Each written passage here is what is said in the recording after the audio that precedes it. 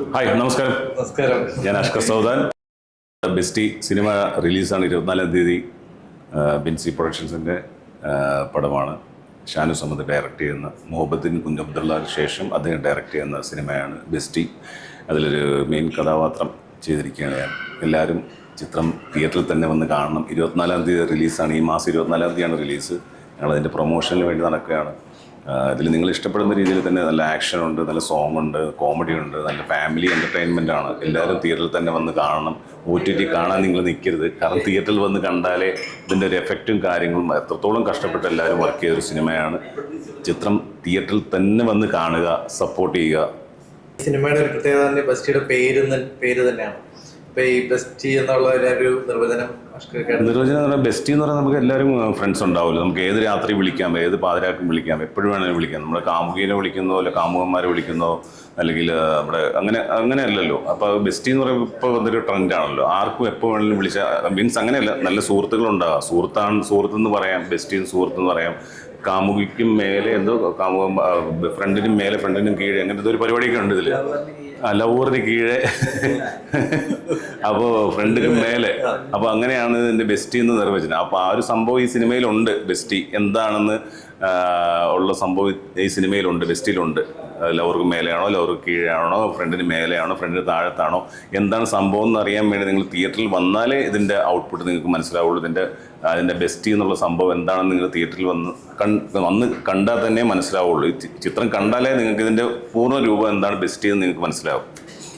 ബെസ്റ്റിയുടെ വിശേഷം മാറ്റി വെച്ച് കഴിഞ്ഞാൽ പുതിയ വിശേഷങ്ങൾ എന്തൊക്കെയാണ്? പുതിയ വിശേഷം ബെസ്റ്റ് കഴിഞ്ഞിട്ട് അടുത്ത ചിത്രം കേസ് ഡയറി എന്ന് പറഞ്ഞ ഒരു ചിത്രം റിലീസാകാനുണ്ട്. അതും ബെൻസി പ്രൊഡക്ഷൻസ് തന്നെയാണ്. ഞാൻ തന്നെ ഹീറോ, അതിൽ പോലീസ് ഓഫീസറാണ്. അതാണ് എൻ്റെ അടുത്ത ബെസ്റ്റ് കഴിഞ്ഞിട്ടുള്ള അടുത്ത പരിപാടികൾ. അത് കഴിഞ്ഞിട്ട് വേറെ സിനിമകൾ 2-3 പടമുണ്ട്. എല്ലാവർക്കും ഇഷ്ടപ്പെടുന്ന രീതിയിലുള്ള ആക്ഷൻസ് ഉണ്ട് ഇതിൽ മെയിനായിട്ട്. കാരണം ടർബോ സിനിമ കഴിഞ്ഞിട്ട് ഫീനിക്സ് പ്രഭു നമ്മുടെ ബെസ്റ്റിയാണ് ചെയ്തിരിക്കുന്നത്. അതിൽ നന്നായിട്ട് ആക്ഷൻ ചെയ്തിട്ടുണ്ടെന്ന് ഡയറക്ടറും പ്രൊഡ്യൂസറും അതിൻ്റെ ഫൈറ്റ് മാസ്റ്ററും പറഞ്ഞിരുന്നു. ഒരുപാട് സന്തോഷം. എല്ലാവരും തിയേറ്ററിൽ വന്ന് കാണുക. നല്ല ഫൈറ്റ് ഉണ്ട് ഇതിൽ.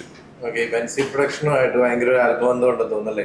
തീർച്ചയായും ബെൻസി പ്രൊഡക്ഷൻ. കാരണം ഞാൻ 8 വർഷമായിട്ട് വർക്ക് ചെയ്യുന്നതാണ് അവരുടെ പ്രൊഡക്ഷനിൽ. കാരണം അതിന് എൻ്റെ ബോസ് എന്ന് പറയുന്ന അബ്ദുൽ നാസർ സാറിനോട് ഒരുപാട് നന്ദി. കാരണം എൻ്റെ ഒരു അച്ഛനെ പോലെയും എൻ്റെ ഒരു ഗുരുസ്ഥാനത്താണ് അദ്ദേഹത്തെ കാണുന്നത്. അദ്ദേഹമാണ് എന്നെ സജസ്റ്റ് ചെയ്യുന്ന ഓരോ പടത്തിനും വേണ്ടി എനിക്ക്. കാരണം നമ്മളിൽ എന്തോ കഴിവുണ്ട് അദ്ദേഹത്തെ കൊണ്ടുവരാം. കാരണം നമുക്കൊരു പ്ലാറ്റ്ഫോം കിട്ടുക എന്ന് പറഞ്ഞാൽ വലിയ കാര്യമല്ലേ. അപ്പോൾ അദ്ദേഹം സജസ്റ്റ് ചെയ്തിട്ടാണ് ഞാൻ ഈ സിനിമയിലും അഭിനയിക്കുന്നത്. ഡയറക്ടർ അതിന് സപ്പോർട്ട് ചെയ്തു. അദ്ദേഹം എനിക്ക് വേണ്ടി കഥാപാത്രം റെഡിയാക്കി. ആ ഒരു സന്തോഷത്തിൽ നിൽക്കുകയാണ് ഞങ്ങൾ. 24-ാം തീയതി റിലീസാണ്. അതിൻ്റെ ഒരു ടെൻഷനും ഉണ്ട്. എല്ലാവരും ഏറ്റെടുക്കുക, തിയേറ്ററിൽ തന്നെ ചിത്രം കാണുക എന്നാണ് പറയാനുള്ളത്. എന്തായാലും ഒത്തിരി ചെറിയ തിരക്കുകളിലേക്ക് നീങ്ങുന്ന ഒരു നടനായി മാറി. അപ്പോൾ എന്തായാലും നല്ല എല്ലാവിധ ആശംസകളും നേരുന്നു. ബെസ്റ്റി വലിയൊരു വിജയമായി മാറട്ടെ. ഒരുപാട് നന്ദി. നിങ്ങളെല്ലാം സപ്പോർട്ട് ഉണ്ടാണ്. കാരണം സിനിമാ മേഖല എന്ന് പറഞ്ഞാൽ ഒരുപാട് സിനിമകൾ നമ്മുടെ ബെൻസി പ്രൊഡക്ഷൻസ് ചെയ്യുന്നുണ്ട്. അതിൽ മിക്ക പടത്തിൽ എന്നെ സജസ്റ്റ് ചെയ്യുന്നുണ്ട്. എനിക്ക് അവസരങ്ങൾ കിട്ടുന്നുണ്ട്.